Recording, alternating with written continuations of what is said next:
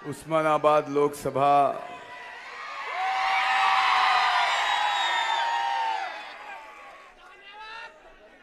मतदारसंघाचे राष्ट्रवादी काँग्रेस आणि मित्र पक्षाचे उमेदवार आणि या लोकसभा मतदारसंघाचे भावी खासदार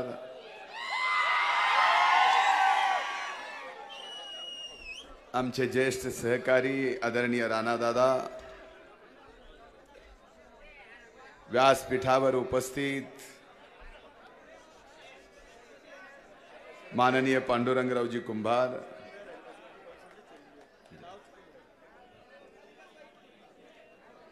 व्यासपीठावर उपस्थित सर्वांची नावे घेता येतील,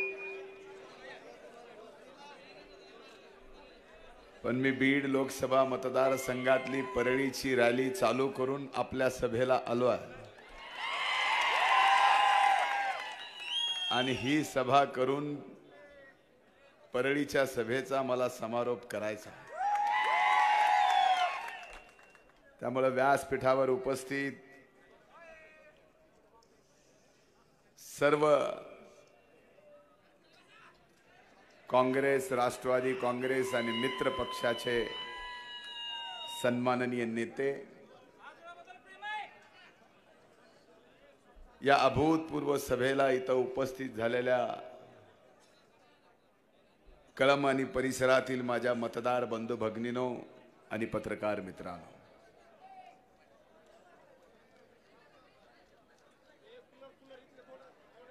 मी आज या मतदारसंघामध्ये कळंबला राज्याचा विरोधी पक्ष नेता म्हणून भाषण करायला आलेलो नाही। मी आज या कळंबचा नातू आहे आणि कळंब माझं आजोळ आहे। त्या नात्यातून मी आपल्या सर्वांना राणादादांसाठी आशीर्वाद मागायला आलो आहे। आपले कायम आशीर्वाद राणादादांच्या पाठीमागे आहेत याची मला जाणीव आहे।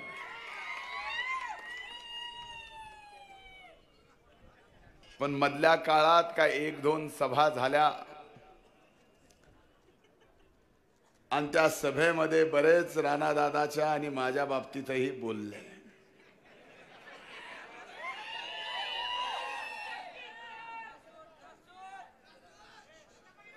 मी म्हणलं जाऊ द्या, दुर्लक्ष करा, आपण मराठवाड्यात राणादादा सर्वाधिक मताने निवडून येणार आहेत ही मी आज आपल्याला सांगतो। पण काही जणांचा आग्रह असा झाला की माझ्या आजोळे येऊन माझ्या विरोधात बोलले, हे बऱ्याच जणांना लागलं, त्यामुळे म्हणले की तुम्हाला उत्तर द्यावायला यावंच लागेल। म्हणून आज इथं झालेल्या शिवसेना भाजपच्या उमेदवाराच्या प्रचाराच्या निमित्तानं ज्या काही सभा झाल्या त्याचा पुरेपूर समाचार घेण्यासाठी मी उभा आहे। खरं तर लोकसभेची ही निवडणूक आहे आणि या लोकसभेच्या निवडणुकीत देशाच्या प्रश्नावरती चर्चा व्हायला पाहिजे।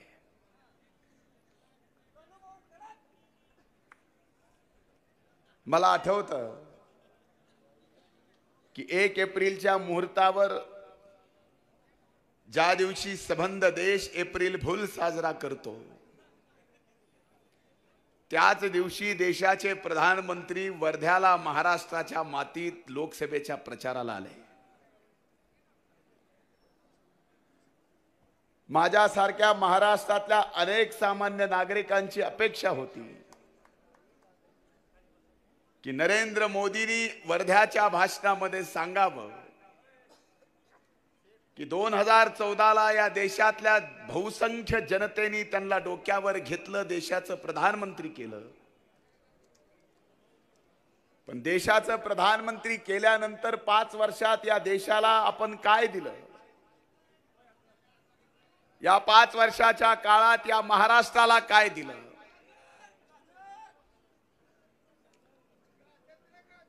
त्याचा हलवा झाला आता. मागच्या निवडणुकीत गाजर होतं, या निवडणुकीत गाजर का हलवा है.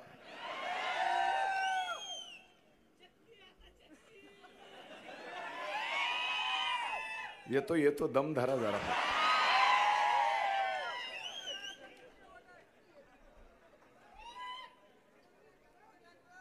मी उत्सुकतेपोटी वर्ध्याचं नरेंद्र मोदींचं भाषण ऐकायला थांबलो. टीव्हीवर भाषण चालू होतं. मला वाटलं नरेंद्र मोदी पुन्हा 2019 ला अच्छे दिन म्हणतील, पण नरेंद्र मोदी अच्छे दिनवर काय बोललेच नाही. मला वाटलं नरेंद्र मोदी पुन्हा 15 लाखावर बोलतील, पण नरेंद्र मोदीच्या तोंडी 15 लाखाचा काही संबंधच आला नाही. परवा दिवशी मतदान आहे. आता माझ्यासारख्याला भीती अशी वाटायला लागली आहे की आज किंवा उद्या एखाद्या वेळेस नरेंद्र मोदी टीव्हीवर येतील, कुठल्या तरी सभेतून देशाच्या जनतेला सांगतील कि मैंने पिछली बार इस देशवासियों को कहा था कि विदेश से काला धन लाऊंगा और हर एक के खाते में 15 लाख जमा कराऊंगा, लेकिन पिछली बार जरा विदेश में काला धन कम था.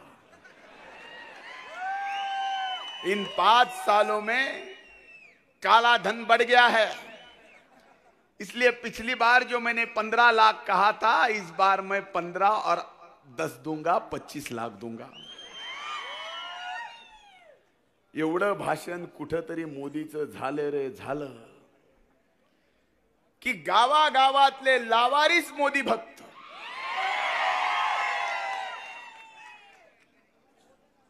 मतदाराच्या मागे फिरतील, म्हणतील बघा आताच मोदीनं भाषण केलं आणि सांगितलं मागच्या वेळेस 15 देतो, आता मी 25 देतोय आणि वर्षाला शेतकऱ्याला 6000 सुबत देणार आहे.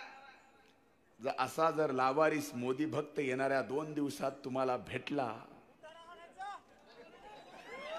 पण बुटानं हाणायच्या अगोदर त्याला एवढंच म्हणायचं की मोदीचे 10, 15, 25, 6000 ज्या वेळेस यायचे त्यावेळेस येतील, मतदान होईपर्यंत तू एक 5-6 लाख दे, पुढचं पुढे बघू. 15 लाखाच्या नावावर मोदीने आपल्याला फसवलं, त्याचा उल्लेख कुठेही मोदींच्या भाषणात झाला नाही. मला अपेक्षा होती की नरेंद्र मोदी वर्ध्याच्या सभेत म्हणतील कि सबका साथ सबका विकास. आज नरेंद्र मोदीच्या भाषणात सबका साथ सबका विकास नाही. मला वाटलं होतं नरेंद्र मोदी या 2019च्या निवडणुकीत महाराष्ट्रात आल्यानंतर म्हणतील की मी नोटबंदीचा निर्णय केला, या नोटबंदीच्या निर्णयामुळे या महाराष्ट्राच्या देशाच्या जनतेला किती फायदा झाला. पण नोटबंदीच्या निर्णयाचा उल्लेख नरेंद्र मोदीच्या भाषणात नाही. ज्या जीएसटीचा निर्णय नरेंद्र मोदींनी रात्री 12ला घेतला, या जीएसटी मुळे या देशाच्या व्यापाऱ्याचा सामान्य माणसाला काय फायदा झाला हे नरेंद्र मोदी त्यांच्या भाषणात सांगू शकले नाहीत. ज्या स्किल इंडियाची चर्चा नरेंद्र मोदींनी सुरुवातीला केली, त्या स्किल इंडियाच्या बाबतीत नरेंद्र मोदी काही चर्चा करत नाहीत. ज्या मेक इन इंडियाच्या बाबतीत नरेंद्र मोदीचा घसा कोरडा पडत होता, आज त्या मेक इन इंडियाच्या बाबतीत सुद्धा नरेंद्र मोदी काही बोलत नाहीत, कारण या देशाच्या जनतेला नरेंद्र मोदी वेड्यात काढतात. 3 महिन्यापूर्वी गुजरातला ज्या सरदार वल्लभभाई पटेलांचा सर्वात उंच पुतळा नरेंद्र मोदींनी उभा केला, तो पुतळा सुद्धा नरेंद्र मोदीला मेक इन इंडिया नाही करता आला, ते मेड इन चायना आहे.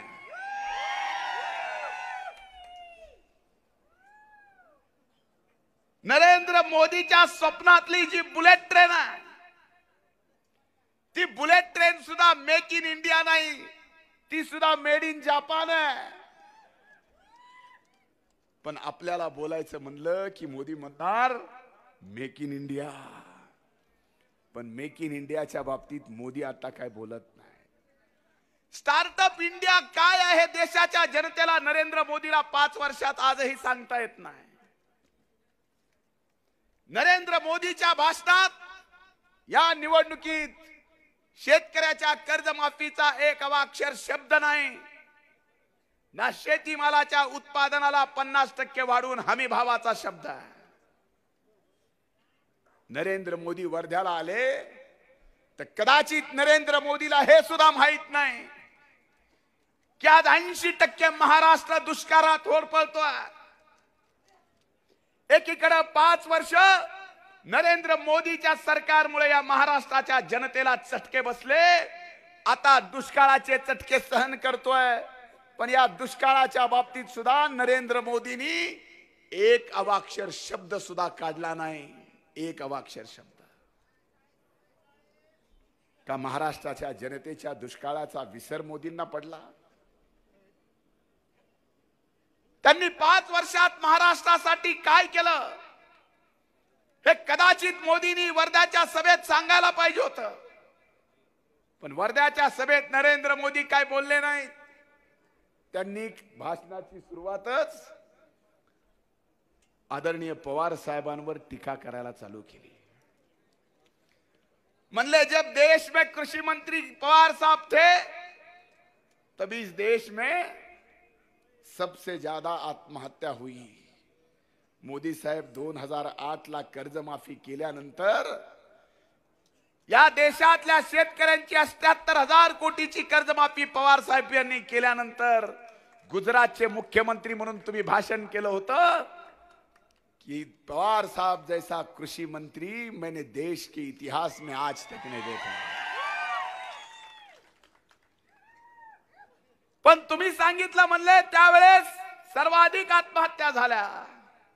पण मोदी साहेब मागच्या 5 वर्षात तुम्ही या देशाला जे कृषी मंत्री दिलाय त्याचं नाव देशातल्या एकाही शेतकऱ्याला सांगता येणार नाही. एवढी दुर्दैवी अवस्था तुमची आहे.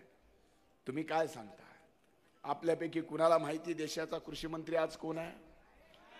अरे या महाराष्ट्राच्या आणि देशातल्या शेतकऱ्याला आज जर कृषी मंत्री म्हणून कुणाची आठवण होत असेल तर ती फक्त आदरणीय शरदचंद्रजी पवार साहेबांची आठवण होती, दुसरी कुणाची नाही. मोदी साहेब तुमच्या काळात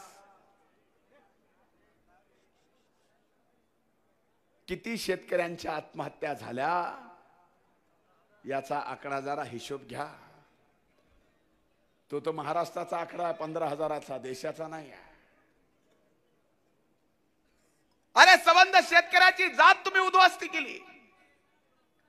पण तुमच्या भाषणात आज शेतकरी नाही. तुम्ही पवार साहेबांवर टीका करताना देशाचा प्रधानमंत्री एवढ्या खालच्या पातळीवर जातो त्याच वेळेस लक्षात येतं की नरेंद्र मोदीला या 2019च्या लोकसभेच्या निवडणुकीत समोर पराभव दिसतोय, दुसरं काहीही दिसत नाही. म्हणून एवढ्या खालच्या पातळीवर गेलात की तुम्ही पवार साहेबांच्या घरापर्यंत देशाच्या पंतप्रधानांनी टीका करावी. ते म्हणले शरद राव के घर में कुछ कलह चल रहा है. मोदी साहब शरद राव के घर की बात छोड़ो. तुम्ही आता देशाचे प्रधानमंत्री म्हणून आमच्या नेतृत्वाच्या घरापर्यंत आलाच असाल तर माझ्यासारखा सुद्धा राष्ट्रवादी काँग्रेस पार्टीचा एक कार्यकर्ता तुमच्या घरापर्यंत येऊ शकतो, तुमच्या घरात सुद्धा घुसू शकतो आणि एवढंच विचारू शकतो की मोदी साहेब आमच्या पवार साहेबांच्या घराचं सोडा हो, तुमच्या घरात यशोदाबेनचं नेमकं काय झालं तेवढं सांगा. अरे काय वेळ आली या देशाच्या प्रधानमंत्र्यावर की आज देशाचा प्रधानमंत्री विकासाच्या बाबतीत बोलत नाही. महाराष्ट्रात आले या 19च्या प्रचाराला की त्यांनी टीका फक्त आदरणीय पवार साहेबांवर केली.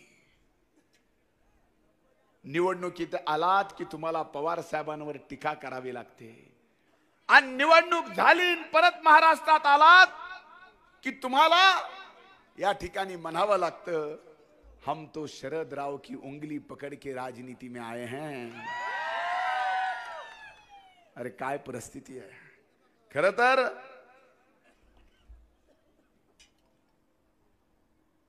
नोव्हेंबरला या देशातल्या 5 राज्याच्या निवडणुका झाल्या.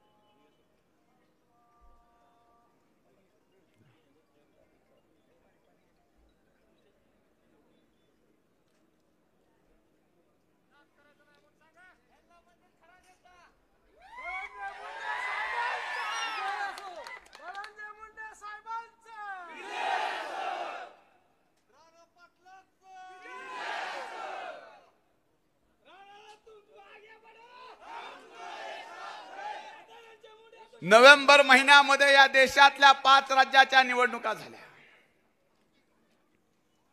11 डिसेंबरला या 5 राज्याच्या निवडणुकीचा निकाल आपण टीव्हीवर पाहत होतो. टीव्हीवर निकाल पाहत असताना सर्व चॅनल आपल्याला सांगत होते की हे लोकसभेच्या अगोदरचा सेमी फायनल आहे. बरोबर आहे. जर आपल्यापैकी कोण कुठला खेळ खेळला असेल, मग कोणी कबड्डी खेळला असेल, खो खो खेळला असेल, क्रिकेट खेळला असेल, मग खेळ राजकारणातला असो की खेळ मैदानातला असो, एखादा संघ एखादा पक्ष जर सेमी फायनलला हरला तर त्याला फायनलला येता येतं का? म्हणून निवडणुकीच्या सुरुवातीलाच भारतीय जनता पार्टी या देशात पराभूत झालेली आहे हे स्पष्ट होत आहे. म्हणून आज त्यांच्याकडे विकासाचा मुद्दा नाही, आज बोलायला काहीच मुद्दा नाही. मला कळालं की उस्मानाबादला उद्धव ठाकरे आले होते.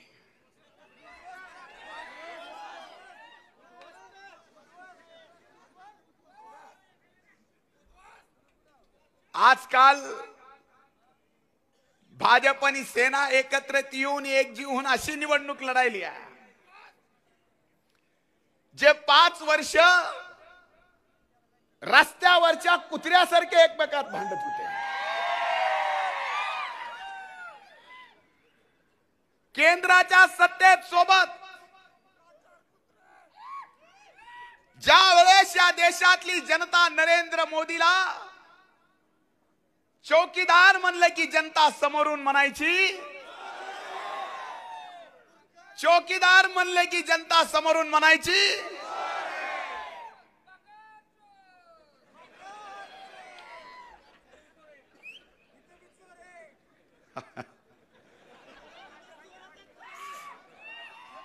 ही मोदीची पिलावळ खालपासून वरपर्यंत सगळी चोर आहे.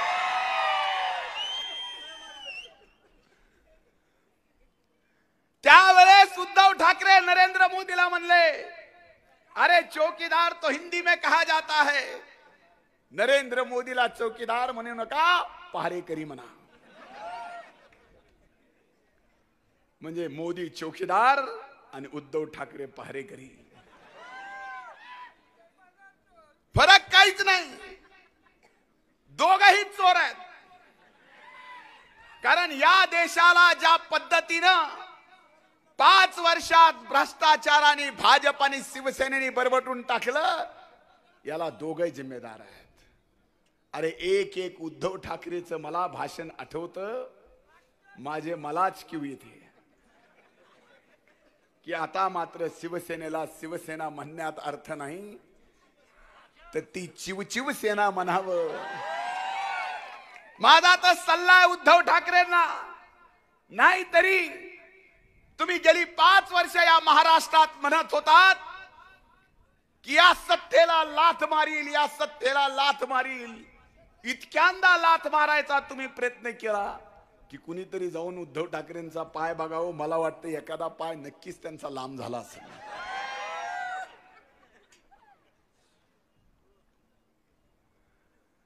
राजीनामे खिशात आहेत, पण राजीनामा कधी दिला नाही. एवढंच नाही तर मुंबई महानगरपालिकेच्या निवडणुकीच्या काळात अमित शहा मुंबईला प्रचाराला येणार होते. त्यावेळेस उद्धव ठाकरे एका सभेतून बोलले, म्हणले या महाराष्ट्रावर अफजल खान चालून येतोय.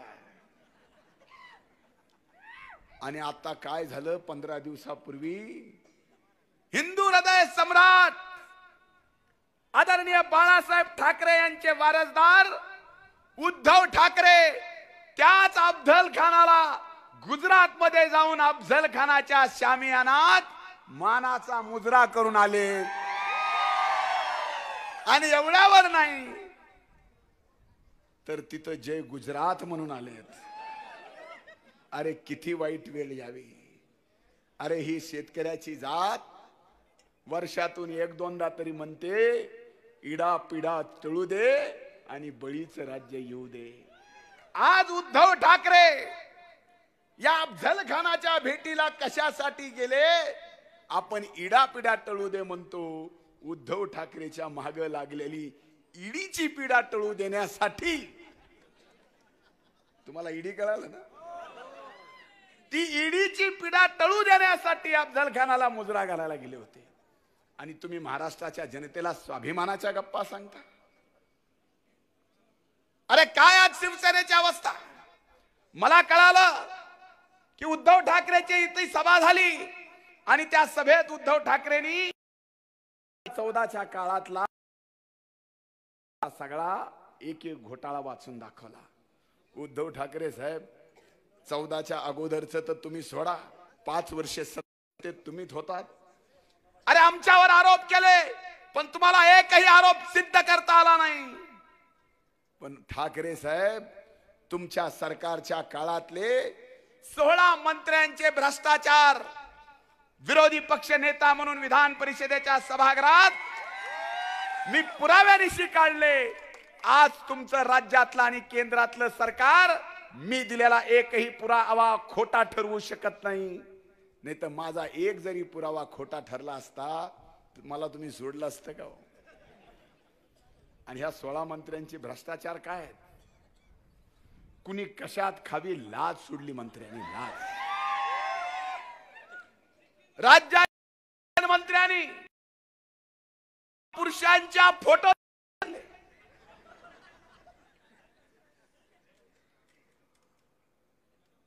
शिवसेनेचे मंत्री सुभाष देसाई उद्योग खातं सांभाळतात.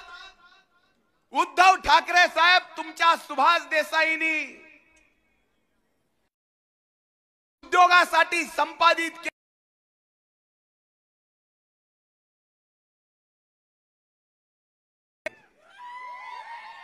आणि उद्या सत्ता बदलणार आहे. आणि सत्ता बदलल्यानंतर उद्धव ठाकरे साहेब ज्या ज्या बिल्डरांच्या त्या जमिनी सोडल्या त्या बिल्डरांकडून तुम्हाला मातोश्रीवर कसे पैसे गेले याचीही चौकशी आम्ही नक्कीच करणार आहे. अरे तुमच्या एका मंत्र्यांनी 40,000 कोटी जमीन सोडवण्यात खाल्ले. सहकार मंत्र्यांनी शेजारीच डाळ खरेदीमध्ये 2,500 कोटी रुपये खाल्ले. गृहनिर्माण मंत्र्यांनी मुंबईचा एक प्लॉट एका बिल्डरला देण्यासाठी 2,000 कोटी रुपये खाल्ले. टाइम आहे का सगळे?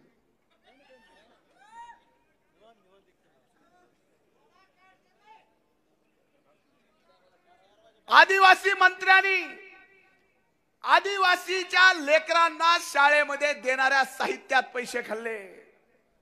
सामाजिक न्याय मंत्र्यांनी जी विद्यार्थ्यांना स्कॉलरशिप येते त्या स्कॉलरशिप मध्ये पैसे खाल्ले. आरोग्य मंत्र्यांनी पीएससी वर येणाऱ्या औषधात पैसे खाल्ले. आणि महिला बाल कल्याण मंत्र्यांना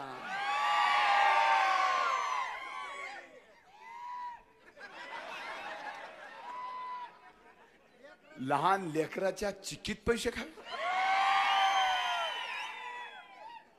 आणि 206 कोटी चिक्कीत पैसे खायची. अरे अरे लहान लेकराला पैसे देऊन चिक्की खाऊ घालायची असती का लहान लेकराच्या चिक्कीत पैसे खायचे असतात? एवढं जर आमच्या महिला बाल कल्याण मंत्र्याला कळत नसेल अवघड आहे. काय आमच्या स्वर्गीय मुंडे साहेबांना वरती वाटत असेल देव जाणे. बर चिक्कीत खाल्ले तर खाल्ले. अंगणवाडी सेविकांना मोबाईल द्यायचे होते त्या मोबाईल मध्ये सुद्धा 105 कोटी रुपये खाल्ले. आणि मी जे बोलतोय ते पुराव्यानिशी बोलतोय. 4 वर्ष अंगणवाडी मध्ये जे येणारा पोषण आहार आहे ज्या पोषण आहाराचा घोटाळा या चिक्की सोबत मी काढला त्या THR आणि पोषण आहाराच्या टेंडरच्या बाबतीत राज्याच्या मुख्यमंत्र्यांनी क्लीन चिट दिली. पण मी हायकोर्टापासून सुप्रीम कोर्टापर्यंत भांडलो आणि आज ते पोषण आहाराचं टेंडर मी ज्या मुद्द्यावर भांडलो त्याच मुद्द्यावर सुप्रीम कोर्टाने रद्द केलं आणि राज्य सरकारला झापलं. अरे 4 वर्ष एक टेंडर 12,000 कोटीचं एका वर्षाचं तर 4 वर्षाचं किती आणि त्याच्यात खाल्ले तुम्ही किती? उद्धव ठाकरे साहेब हे तुम्हाला दिसत नाही. अरे ह्या 16ला 16 मंत्र्याची चौकशी तुम्ही सगळे आशीर्वाद द्या. या देशाच्या निवडणुकीत तर देशात परिवर्तन होणारच आहे पण याच्या येणाऱ्या नंतर महाराष्ट्राच्या विधानसभेच्या निवडणुका आहेत त्यातही तुम्ही आशीर्वाद द्या. महाराष्ट्रातलं सरकार बदलल्यानंतर या 16ला 16 मंत्र्याच्या चौकशा लावून ज्यांनी जे पाप केले ते त्यांना भोगावं लागेल. ही भूमिका राष्ट्रवादी काँग्रेस आणि काँग्रेस पक्षाची असेल. तुम्ही महाराष्ट्राच्या जनतेचे पैसे खाल्ले आहेत. मी 2 दिवसापूर्वी भूमला सभेला आलतो. त्या सभेत आल्यानंतरच एक ब्रेकिंग न्यूज चालू झाली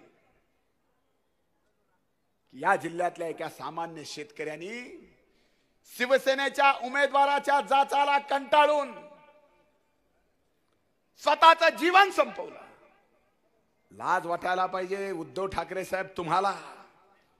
तुम्ही सभेला आलात. सभेला आल्यानंतर 2 तास हॉटेलवर वामकुक्षी घेतली पण त्या शेतकऱ्याच्या कुटुंबाला तुम्हाला भेट द्यायला 1 मिनिटाचा वेळ मिळाला नाही. 1 मिनिटाचा. आणि भाषणात म्हणता की आम्ही त्याला योग्य न्याय देऊ. माझा आज आपल्याला सांगणं पोलीस प्रशासनाला सुद्धा सांगणं आज निवडणूक चालू आहे आणि जे आत्महत्या नोट मध्ये ज्या उमेदवाराचं नाव घेतलंय ज्या उद्धव ठाकरेंचं नाव घेतलंय त्यांच्यावर सुद्धा पोलिसांनी FIR केली पाहिजे. ही भूमिका आमची आहे. अरे ह्या उमेदवाराच्या आणि उद्धव ठाकरेंच्या ऐवजी दुसरं कुणाही सामान्य माणसाचं नाव असतं तर पोलिसांनी केस केली नसती. तुमचं माझं नाव असतं तर केस केली असती का नसती? आज पोलिसांना सुद्धा लाचार करायचं काम हे सरकार करत आहे, पण ते आम्ही होऊ देणार नाही. आणि असा उमेदवार ज्याच्यामुळे शेतकरी गेला, ज्यांनी भंगारात, मला माहित नाही खरं काय,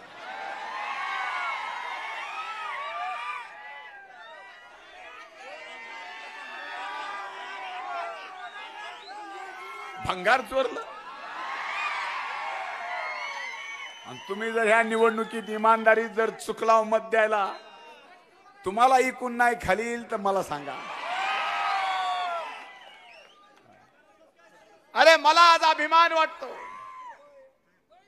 की मी आज राणादादांच्या प्रचाराला इथं आलो आहे. राणादादांसारखं नेतृत्व या उस्मानाबाद जिल्ह्याला मिळालं. ते फक्त उस्मानाबाद जिल्ह्याचा विकासाचा दृष्टी ठेवत नाही, तर हा मागासलेला मराठवाडा पुढे गेला पाहिजे एवढी मोठी विकासाची दृष्टी आज राणादादांकडे आहे. अरे विधान परिषदेचं सदस्य म्हणून, विधिमंडळातलं सदस्य म्हणून, राज्याचं महसूल मंत्री म्हणून, उद्योग राज्यमंत्री म्हणून त्यांनी जी कामं उस्मानाबाद मध्ये केली ती झाली का? यापूर्वी झाली का? कधी नाही झाली. आता झाली का? मग अरे जर राणादादा, मी तर आपल्याला शब्द दिला आहे, देशात परिवर्तन होणार आहे, उस्मानाबाद मध्ये सुद्धा परिवर्तन होणार आहे. मराठवाड्यात सर्वाधिक मतांनी राणादादा निवडून येणार आहेत. या मराठवाड्यातला सगळ्यात विकसनशील जिल्हा म्हणून राणादादांच्या नेतृत्वाखाली हा उस्मानाबाद जिल्हा झाल्याशिवाय राहणार नाही, हा शब्द मी आपल्याला देतो. मग या जिल्ह्यात उद्योग आणायचे असेल, या जिल्ह्यात कृष्णेचं पाणी आणायचं असेल, उजनीचं पाणी आणायचं असेल, या जिल्ह्यातल्या सामान्यातल्या सामान्य प्रश्नावर तोडगा काढायचा असेल, त्याची इतंभूत माहिती आज राणादादांकडे आहे. अरे आपल्या मतदारसंघाचे ते आमदार आहेत. आज त्यांना देशाच्या सार्वभौम सभागृहामध्ये जाण्याची संधी मिळाली आहे. आपल्या आशीर्वादाने ही संधी नक्कीच मिळणार आहे. पण देशात परिवर्तन झालं तर राणादादा रिकामे राहतील का? तुमच्या माझ्या आई भवानी मातेकडे हीच प्रार्थना असावी, देशात परिवर्तन झाल्यानंतर राणादादांना सुद्धा केंद्रातल्या मंत्रिमंडळामध्ये या मराठवाड्याचा विकासाचं काम करण्यासाठी संधी मिळावी. ही माझ्यासारख्याची एक आई भवानीच्या चरणी प्रार्थना आहे, आणि ती प्रार्थना सुद्धा पूर्ण झाल्याशिवाय राहणार नाही. पण एक गोष्ट बघा, काल आदरणीय पवार साहेब आले, सभा घेतली. एखाद्या व्यक्तीची शेतकऱ्याशी नाळ कशी जोडलेली असते हे जर बघायचं असेल तर देशामध्ये फक्त ते आदरणीय पवार साहेबांकडे पाहायला मिळेल. मी दोन उदाहरण दोन सभेचे देतो.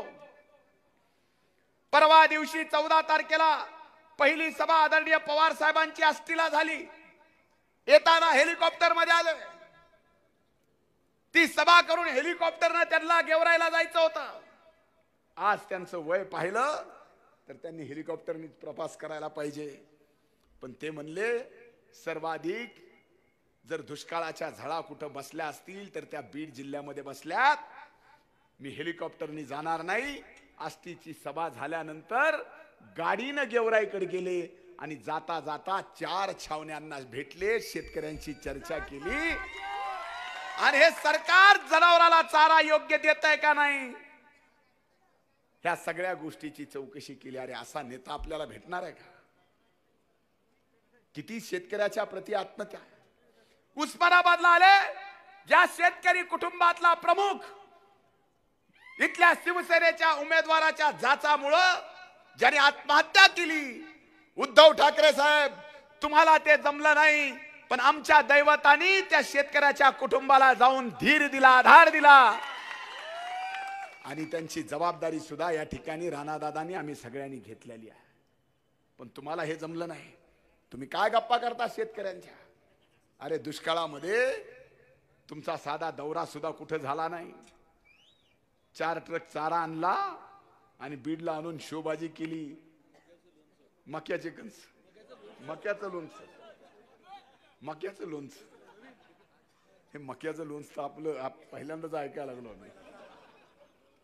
काय काय ऐकायला मिळतं उस्मानाबाद मध्ये आल्यावर अवघडच आहे. ही परिस्थिती आहे.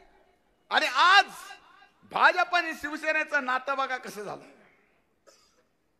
जे मुख्यमंत्री म्हणत होते कल्याणच्या महानगरपालिकेच्या निवडणुकीत शिवसेनेच्या विरोधात भाषण केलं, ते म्हणले अरे आम्ही असेच की वाघाच्या जबड्यात घालून हात मोजी तो दात ती जात आमची. घातला हात, दातच नाहीत.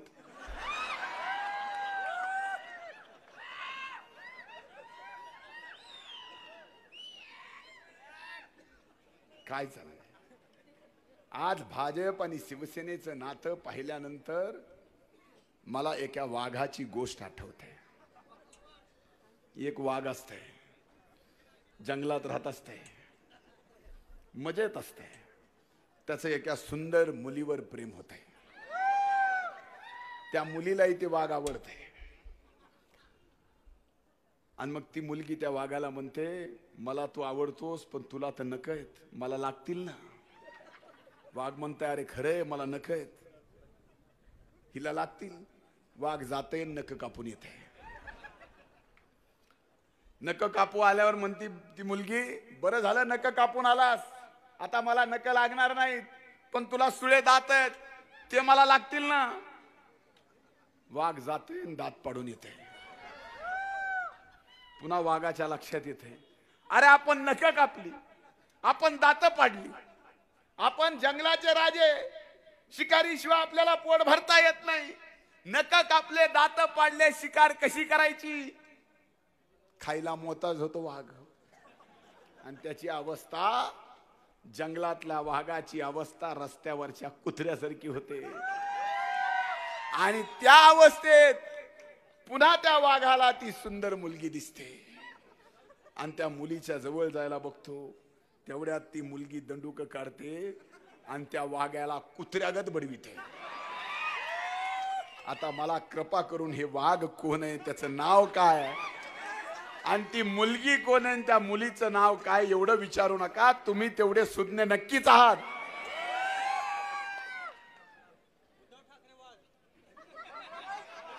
ते तुमचे तुम्ही पहा.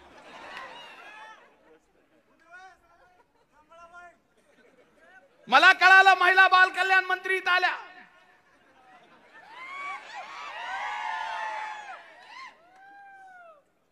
आणि इथं आल्यावर अरे इथल्या बाबतीत बोलावं ना उस्मानाबादच्या. तुम्ही उस्मानाबाद लोकसभेच्या निवडणुकीत प्रचाराला आलात, पण इथं आल्यावर बी बीडचं. म्हणजे जळी स्थळी कास्ती फक्त माझ्या बहिणीला माझ्याशिवाय दुसरं कोण दिसत नाही. आम्ही फक्त मूलभूत या मराठवाड्यातल्या सामान्य जनतेचे प्रश्न उपस्थित करतोय. तुम्ही उत्तर द्या, कारण तुम्ही सत्तेत आहात आणि तुम्हाला उत्तर देता येत नाही म्हणून तुम्ही आमच्यावर व्यक्तिगत टीका करता. अहो पंकजा मुंडे, तुम्हाला जेवढी व्यक्तिगत टीका करायची करा, पण एवढंच उत्तर द्या. तुम्ही माझ्यावर टीका करताना म्हणलात की विरोधी पक्ष नेता हा तोडपाणी करणार आहे. बरं सरकार तुमचं आहे, जर मी तोडपाणी करणार आहे तर राज्याचा मुख्यमंत्री तुमचा आहे. तर मुख्यमंत्र्याला सांगून हे माझं आव्हान आहे, पंकजा मुंडे तुमच्या अध्यक्षतेखाली विधान परिषदेच्या विरोधी पक्षनेतेपणाच्या त्या तोडपाण्याची चौकशी तुमच्या अध्यक्षतेखाली नेमा. पण त्याचबरोबर तुम्ही जे लहान लेकराच्या चिक्कीत आणि मोबाईल मध्ये THR मध्ये खाल्लंय त्याची चौकशी माझ्या अध्यक्षतेखाली होऊ द्या. ओपन चॅलेंज आहे. ज्याला कर नाही त्याला डर कसली. अरे 16 मंत्र्यांचे पुराव्यानिशी घोटाळे काढले. 4 वर्षात घोटाळे काढल्यानंतर सभागृहात ज्या वेळेस मी या मुख्यमंत्र्याच्या समोर चर्चा करत होतो की हे पुरावे माझं चॅलेंज आहे, एक जर पुरावा खोटा ठरला तर या धनंजय मुंडेला महाराष्ट्रातल्या कुठल्याही चौकात फाशी द्या, मी फाशी घ्यायला तयार आहे. पण पुरावा जर माझा खोटा नाही निघाला तर या 16 मंत्र्यांना लाथ मारून हाकलून द्या. पण मुख्यमंत्र्यांनी सगळ्याला क्लीन चिट दिली. शेवटी वैतागून मुख्यमंत्र्याला बोललो, म्हणलं मुख्यमंत्री महोदय, तुमचं सरकार 15 वर्षांनी महाराष्ट्रात आलंय. आमच्या मराठवाड्यात म्हणे नवसानं पोर जन्मलं आणि मुख्य घेऊन मारलं. नाहीतरी तुमचं सरकार 15 वर्षाच्या नवसाने आलंय. मंत्र्याच्या घोटाळ्याच्या मुख्यानी मरू नये एवढी काळजी घ्या. पण मुख्यमंत्र्याला काही अक्कल आली नाही. अरे आज या महाराष्ट्रातल्या शेतकऱ्यांची एवढी वाईट अवस्था आहे. दुष्काळ एवढा महाभयंकर आहे, पण राज्य आणि केंद्र सरकारला दुष्काळाकडे पाहायची वेळ नाही. आज इथं 2-2 महिने टँकर मिळत नाही, प्यायला पाणी नाही, गावात चारा मिळत नाही. छावण्या देताना राजकारण केलं जात आहे. जे सत्ता पक्षातलेच प्रस्ताव आहेत त्याच प्रस्तावाला भाजपचं कोण आहे, सेनेचं कोण आहे हे बघून छावण्या द्यायला लागलेत. मी राज्याच्या मुख्यमंत्र्याला म्हणलं की म्हणलं एक काम करा, तुम्ही छावण्यामध्ये जर पालकमंत्र्याच्या आदेशावरून छावण्या देणार असाल आणि भाजप आणि सेनेचेच लोक बघून तुम्ही छावण्या देणार असाल तर तुमचा जसा भारतीय जनता पार्टी आहे, घेतो ना मी, थांबा ना,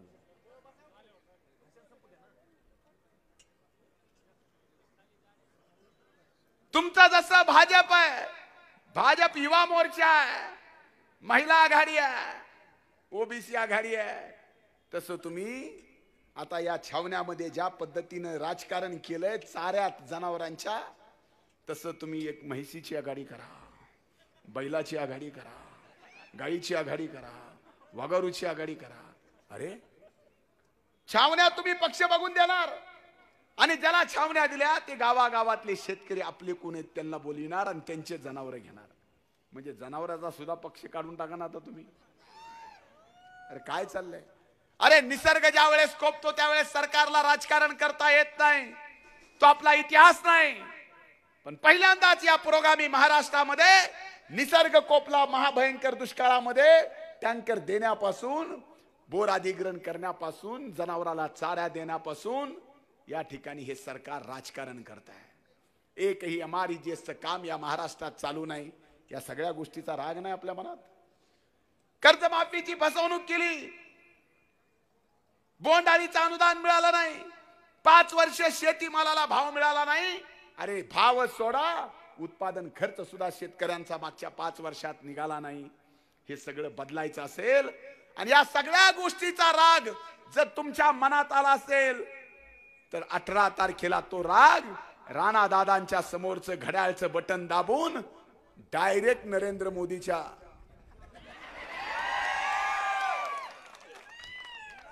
अरे ही शेवटी शेतकऱ्याची जात आहे. काय चुकतं या शेतकऱ्याचं? या पृथ्वी तलावर उघड्या आभाळाखाली व्यवसाय करणारी जर कुठली जात असेल तर ती फक्त शेतकऱ्याची जात आहे. कुठलाही व्यवसाय घ्या, डॉक्टरला दवाखाना, इंजिनियरला त्याचं ऑफिस आहे, गॅरेज व चालवणाऱ्याला गॅरेज आहे, किराणा माल विकणाऱ्याला त्याचं दुकान आहे. पण शेतकऱ्याला उघड्या आभाळाखाली आपला व्यवसाय करावा लागतो. आणि जर निसर्गाने कृपा केली तर या शेतकऱ्याच्या जातीच्या मनगटात एवढी ताकद आहे की आपल्या काळ्या मातीत एक दाना टाकतो, त्याचे लाख दाणे करतो आणि त्या लाख दाण्यातून लाख जणांचं पोट भरावं ही प्रामाणिक भावना ठेवणारी शेतकऱ्याची जात आहे. आणि आज त्या प्रामाणिक भावना ठेवणाऱ्या शेतकऱ्याच्या जातीलाच तुम्ही एवढा त्रास दिलाय. ही म्हणून शेतकऱ्याच्या दृष्टीने ही महत्वाची निवडणूक आहे, व्यापाराच्या दृष्टीने ही महत्वाची निवडणूक आहे. म्हणून माझी आपल्याला हात जोडून कळकळीची विनंती आहे, 18 तारखेला बाकी आपले सगळे काम सोडा, हे 2 दिवस फार महत्वाचे आहेत. आजचा, उद्याचा आणि परवा दिवशी संध्याकाळी 6 वाजेपर्यंत मी शब्द दिला, मी आपल्या सगळ्यांच्या समोर एक भाष्य केलंय की या मराठवाड्यात सर्वाधिक मतांनी उस्मानाबाद जिल्हा लोकसभा मतदारसंघाचे खासदार हे राणा जगजित सिंह पाटील निवडून आले पाहिजेत आणि तुमचं प्रतिनिधित्व देशाच्या सार्वभौम सभागृहात केलं पाहिजे. एवढी कळकळीची विनंती करतो. थांबतो. धन्यवाद. जय हिंद, जय महाराष्ट्र, जय राष्ट्रवादी.